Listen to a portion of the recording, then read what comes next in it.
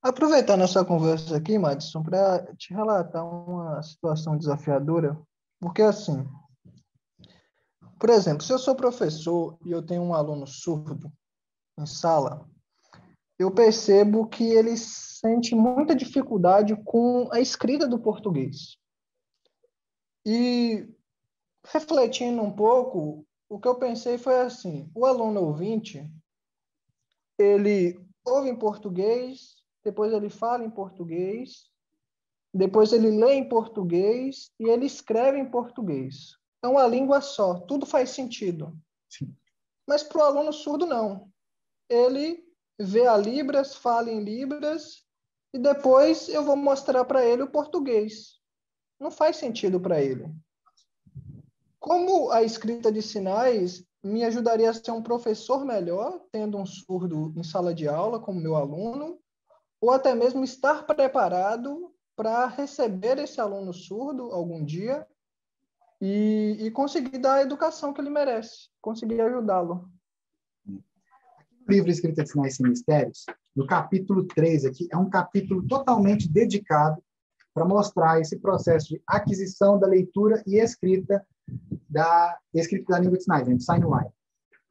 E aqui eu reuni pesquisas internacionais e brasileiras sobre esse processo de crianças surdas, adolescentes surdos, adultos surdos, nesse processo de aprofundamento e de aprendizado da língua.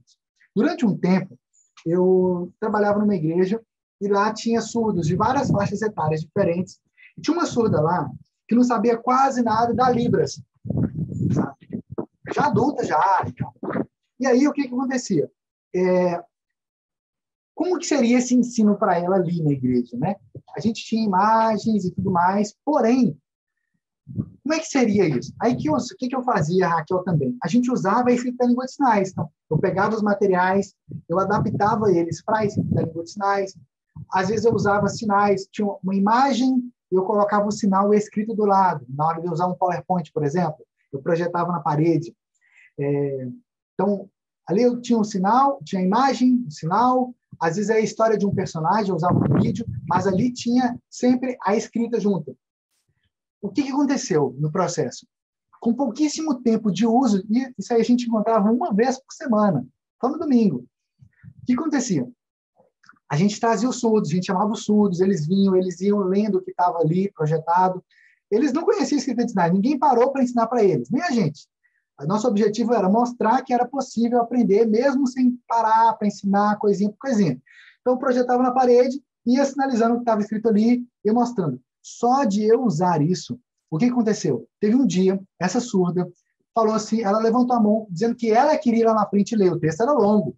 Ela chegou lá, ela foi olhando sinal por sinal, e ela foi sinalizando. Ela foi sinalizando. E aí, para a gente, foi uma surpresa muito grande, né? Porque foi a primeira vez que a gente viu isso acontecendo. A gente já tinha lido isso em pesquisas brasileiras e pesquisas internacionais com crianças surdas, com adolescentes, mas não com adultos surdos, percebe? E eu percebi que isso acontece até com adulto surdo. Mas para e pensa comigo. Tem um tanto de gente que acha que depois que a pessoa já é adulta, ela não consegue aprender coisas novas mais. Que já está fossilizado aquele conhecimento natural ali na cabeça dela e que o conhecimento mais elaborado ele não vai conseguir aprender. Isso é um mito. Mito. É possível aprender? Sim. Agora, você imagina uma criança. Quando eu interpretava em sala de aula para um aluno surdo, era um aluno adolescente. E naquele momento lá, era justamente o momento em que eu estava nesse processo de escrita do livro Escrita de Sinais e Mistérios. Né? Uma parte do livro foi escrita enquanto eu trabalhava lá ainda. E o que acontecia? Em sala de aula ali, ele deu sinal para todos os colegas da turma. Eram mais de 30 colegas. Ele inventou um sinal para cada pessoa. Então, o meu sinal é assim. Ele inventou um sinal para cada pessoa, para ele se referir. Ele inventou um sinal para os professores e tal. Agora, como que a gente fez? Eu fui ali no papel, eu anotei o sinal de todos os alunos, todos os colegas. Ele tinha uma cópia disso e eu também tinha outra cópia.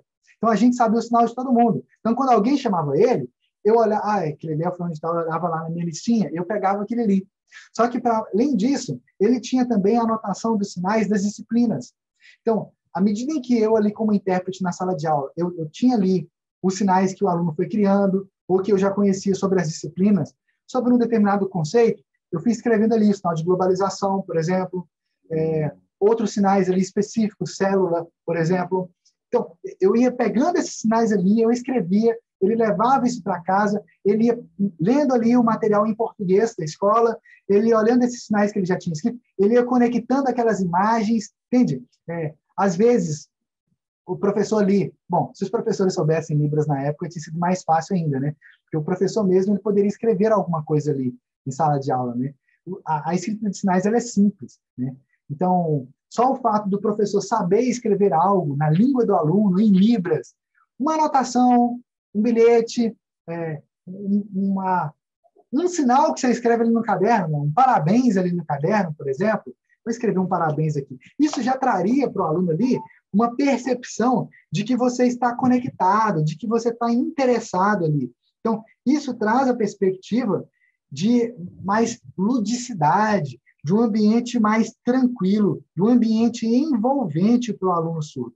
Aqui no Brasil, por exemplo, tem algumas escolas, uma escola no Sul, se não me engano, na cidade de Pelotas, no Rio Grande do Sul, que no muro da escola tem a escrita de sinais. Eles pintaram no muro da escola o sinal da escola. Outras escolas fizeram isso nas placas, na porta da sala tinha uma plaquinha, aí colocou lá, e essa plaquinha está escrito lá, sala de aula, sala número tal, sala dos professores, e embaixo escrito em Libras. Tem uma biblioteca no estado do Amazonas, se não me engano, que a placa de entrada da biblioteca está, se não me engano, é a placa de inauguração da biblioteca, está lá toda traduzida para Libras também, na escrita de sinais. Tem eu acho que é um parque em Santa Catarina, que a última vez que eu tinha visto, eles tinham feito placas com o nome das árvores em português e o sinal das árvores, o sinal dos ambientes, isso aí, em cada árvore, em cada ambiente daquele espaço ali. Então, a escrita da língua de sinais ela pode ser usada de várias formas diferentes. E é um espaço que é acessível para todas as pessoas, né? Que é justamente esse espaço assim que o ouvinte ou o surdo podem usar. Aqui, por exemplo, aqui embaixo, né, eu coloquei aqui, ó, esse sinal de parabéns, né? Aqui, o rosto feliz, a sobrancelha para cima, o sorriso aberto, a mão assim de lado, balançando, tá vendo? A mão aqui balançando também. As duas mãos aqui, parabéns. Né? Você imagina a alegria do aluno surdo ao um professor escrever no caderno dele em Libras uma mensagem de parabéns, né? Na prova, parabéns. Nossa, é um outro nível de envolvimento, é um outro nível de contato. E o mais legal da escrita de sinais é porque você não precisa de saber desenhar para você escrever, porque não é um desenho, é uma escrita. Se você olhar o meu ar aqui, por exemplo, eu tinha feito um ar aqui, ficou meio torto, eu fiz aqui do lado. Não é um desenho a letra A, é uma escrita. Cada pessoa tem a sua escrita, né? A Raquel escreve mais certinho e tal, eu escrevo mais do meu jeito mesmo. Então, cada pessoa vai fazendo do seu próprio jeito ali, mas existe um padrão ali por detrás. A cabeça continua sendo um círculo, entende? Tem uma lógica visual ali. Cada pessoa vai fazendo, mas mais legal é porque é flexível. Você vai fazendo a anotação ali e isso se torna prático para você ler, para outra pessoa ler também. Né? E aí, até para o próprio intérprete de Libras. Por quê? Muitas vezes eu ia para a sala de aula interpretar algum assunto, eu já tinha conversado com a professora, com o professor antes, eles já tinham me dito qual que ia ser o tema da próxima aula. Eu pegava aquele livro, eu estudava o livro didático em casa, o livro da escola mesmo, e aí eu ia pesquisando aqueles sinais em dicionários online, e eu ia buscando aqueles sinais ali que eu ia precisar, e eu fazia uma anotação ali do meu próprio glossário, do meu próprio material, porque é o que eu ia levar para a sala de aula. Você imagina, pode até estar em vídeo, mas você vai chegar lá em sala de aula, ligar o celular lá, abrir e tal, não vai. Eu tinha ali na minha frente um papel, do meu caderno ali, sabe? Escrito ali os sinais que eu ia precisar para aquela disciplina. Então, às vezes eu estava em pé, interpretando, às vezes eu estava sentado, mas eu estava com aquilo ali na minha frente. Então, eu ia sinalizando eu via ali no papel, na minha frente, eu lia e eu ia sinalizando. Então, nossa, isso facilitou demais o meu dia a dia como intérprete em sala de aula, demais. E essa época eu não dominava a escrita ainda. Então, você não precisa saber tudo para você conseguir escrever. Você precisa ter as linhas gerais, o passo a passo, né? Mas na época eu estava quebrando a cabeça como é que eu ia fazer. Aqui não, aqui tem passo a passo. Está tudo mostrado aqui como é que você faz, como é que você escreve, onde você coloca cada grafo. É muito simples, é muito intuitivo. A escrita já é intuitiva, e o livro tornou isso ainda mais intuitivo, por isso que chama Escrita de Sinais Sem Mistérios. E essa edição aqui, inclusive, ela tem o prefácio tanto da própria Valerie Sutton, né, a criadora da escrita da língua de sinais, e também tem o prefácio da Mariana Stampf, né, a primeira surda no Brasil que utilizou a escrita da língua de sinais e que ajudou muito nesse começo lá da escrita de sinais, né, esse começo dessas pesquisas lá com essa equipe brasileira. Então, o livro ele mostra exatamente como que o aprendiz de Libras pode usar, como que quem quer se aprofundar na Libras pode, um pesquisador da Libras, como é que ele pode usar? Tá ali também. Alguém que está buscando fazer uma pesquisa com algo muito específico. Por exemplo, aqui mostra, inclusive, alguns sinais que a Raquel escreveu numa pesquisa que uma pesquisadora baiana estava fazendo aqui, buscando escrever sinais de uma língua de sinais usada pela aldeia Coroa Vermelha, em Santa Cruz Cabralha, na Bahia.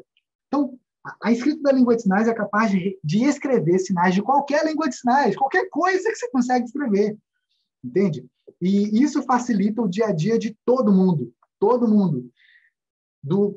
de alguém que está aprendendo a Libras só porque quer ajudar os surdos no dia a dia, alguém que quer trabalhar na área, alguém que quer ter um espaço mais acessível para os surdos, quer escrever, quer ensinar algo para os surdos na igreja, na sua religião, ou mesmo em sala de aula, com alunos surdos, crianças e tal. Enfim, a Libras embora tenha, né, essa língua de sinais aqui usada pela aldeia Coroa Vermelha, que era justamente a pesquisa dessa pesquisadora, que ela queria mapear isso aí, mas a Libras é a língua brasileira de sinais, é a principal língua de sinais usada no Brasil. Tanto é que ela é reconhecida pela Lei 10.436, de 2005, que justamente é esse... de 2002, né? 2002. O decreto que é de 2005, 562000, que é justamente esse reconhecimento da Libras como uma língua brasileira de sinais, usada pelas comunidades surdas. Então, a escrita da língua de sinais,